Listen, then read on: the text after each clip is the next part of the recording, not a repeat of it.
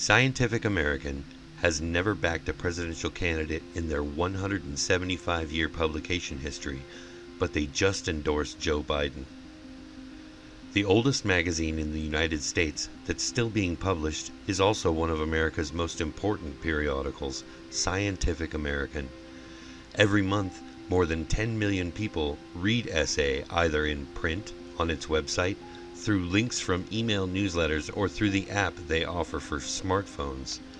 As the name implies, the publication covers research and discovery in science and the way those interact with the lives of Americans, changing our views and shaping our behavior, hopefully. But it's not all math and dissecting frogs. More than 200 Nobel Prize winners have contributed to the pages of Scientific American with pride. It's also about the interpretation of science and how it intersects with not just the things we already know about ourselves and our society, but the things which we've been trying to learn for generations. That means there's also opinion contained in the magazine, but not of the same sort you might find in the editorial pages of the New York Times, or certainly not the Wall Street Journal. Opinions found in Scientific American serve to advance interest in or concern for science.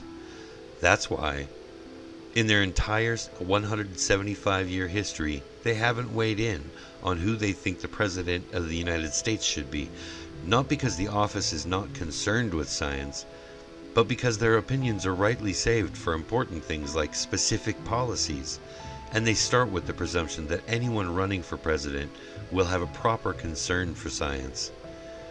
In endorsing Joe Biden, the editors of the magazine point first, of course, at Trump's handling of the COVID-19 pandemic.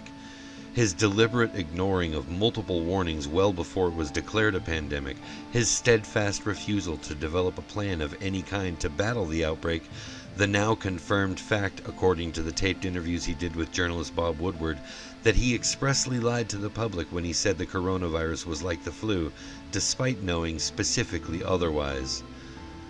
But it wasn't just covering his own backside that has caused the emergency we're in now. He deliberately chose not to wear masks in public, instructed staffers to take off their masks, has admonished reporters for wearing masks, knowing that wearing one slows the spread of the disease, costs the government nothing, and poses nothing more than a slight inconvenience. And that attitude, the cavalier stance of thinking he's smarter than science itself, juts out into other areas of public policy as well. He left the Paris Accord. He withdrew from the World Health Organization. He's rolled back environmental regulations that protected our air and water. And he spent his entire presidency trying to get rid of health care for millions of Americans. The fact is, Donald Trump is the most anti-science leader of any country in world history. Scientific American's endorsement of Joe Biden, while it comes with plenty of details on what they like about him and his policies, is almost not even an opinion at all, really. It's a logical, scientific solution to the logical, scientific problem of a president who doesn't believe in science.